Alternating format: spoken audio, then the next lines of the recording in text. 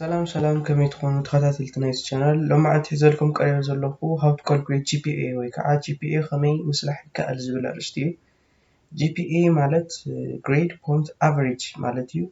ብሕፅሮተ ቃሊእ GPA ተባሂሉ ዝፍለጥ ስለዚ GPA ማለት ኣብ መወዳእታ ዓመት ናይ ኮርስና ወይ ናይ ዩኒቨርሲቲ ግራጁዌት ኣብ ንገብረሉ ግዜ ወይ ድማ ዝኾነ ብቻ ቶታሊ ናይቲ ኣኑዋል ናይቲ ዓመታዊ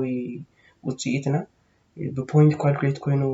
ክቕመጠልና ከሎ GPA ይበሃል 3.1 3.2 3.8 ወዘተ ከምኡ እናበለ ክቕመጥ ከሎ GPA ይበሃል ናዚ ከመይ ጌርካ ኳልኩሌት ይግበር ድማ ብቐሊሉ ንሪኦ ማለት እዩ እሺ መጀመርታ እዚኣ ሓንቲ ቴብል ኣቐሚጥ ኣለኹ እዛ ቴብል እንታይ ኣለዋ ሳብጀክት ኣለዋ ግሬድ ኣለዎ ግሬድ ቫልዩ ኣለዎ ክሬዲት ሃወር ኣለዎ እና ናይ ግሬድ ቫልዩ እና ክሬዲት ሃወር ተባዚሖም ውፅኢቱ ድማ ፕሮዳክት ኢለ ኣቐሚጥ ኣለኹ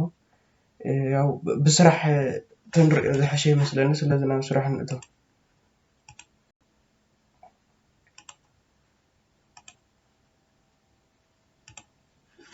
ስለዚ መጀመርያ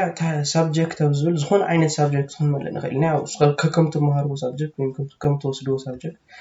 ሕጂ ፎር ኤግዛምፕል ናተይ ሳብጀክት ኢለ ያው ዝኾነ ሳብጀክት ኢለ ዋላ ኤክስ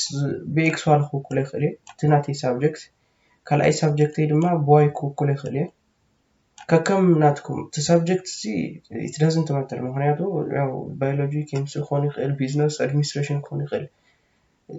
እዚ ችግር የብሉን ዝኾነ ሳብጀክት ኣነ ኢለ ነቲ ቪድዮ ክብል ኤክስ ዋይን ዜድን ኢለ እቶም ሳብጀክት መሊኦም ኣለኹ ሕጂ ኤክስ ንዝተባሃለ ሳብጀክት ኤ ግሬድ ይውሃበኒ ኦኬ ሶሪ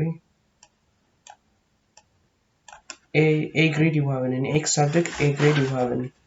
ንዋይ ሳብጀክት ድማ ቢ ግሬድ ይውሃበኒ ኦኬ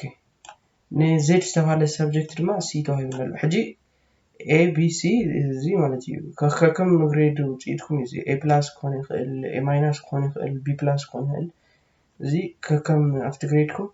ንዓይ ግን እዘን ግሬድ እዚአን ተዋሂበና ኢለ ከም ኣብነት ወሲደን ኣለኹ ስለዚ ግሬድ ቫልዩ እዚኣ እታ ዋና ነገር ግሬድ ቫልዩ ንኤ ዝውሃቦ ብዙሕ ግዜ 4 እዩ ብኩሉ ቦታ A ማይነስ 3.75 ክኾን ይኽእል B ፕላስ እውን ብከምኡ ግን ግሬድ ቫልዩ ኣብቲ ዩኒቨርሲቲኩም ወይ ኮሌጅኩም ይፈላለጥ ኮይኑ ንሓተትኩም ንኤ ክንደይ ግሬድ ቫልዩ ውሃቦ እናበልኩም ሕታት ይከኣል እዩ ንቢ ሞስትሊ ዝውሃቦ 3 እዩ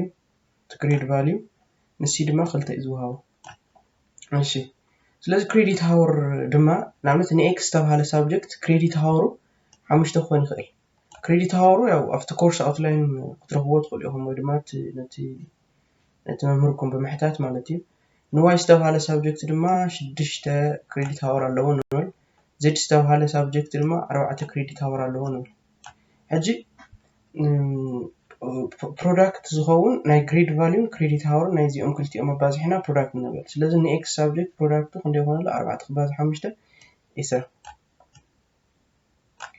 3 ክባዝሕ 6 18 ናይ ዋይ ሳብጀክት እዚ 2 ክባዝሕ 4 8 ስለዚ ኣብ መወዳእታ ንድምሮም ማለት እዩ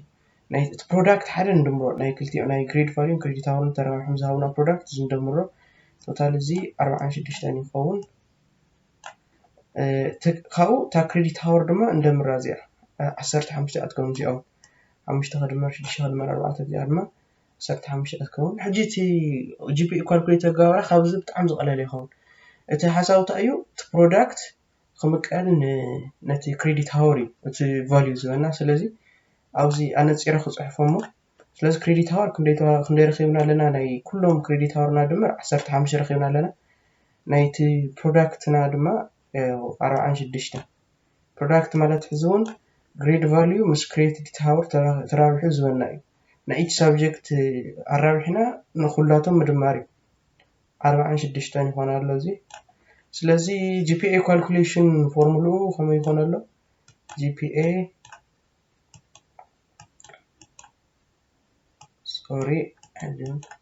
product over credit hour أجي P لازلخون product يا C.H لخوان credit hour سلذي product خندي يكون لنا 46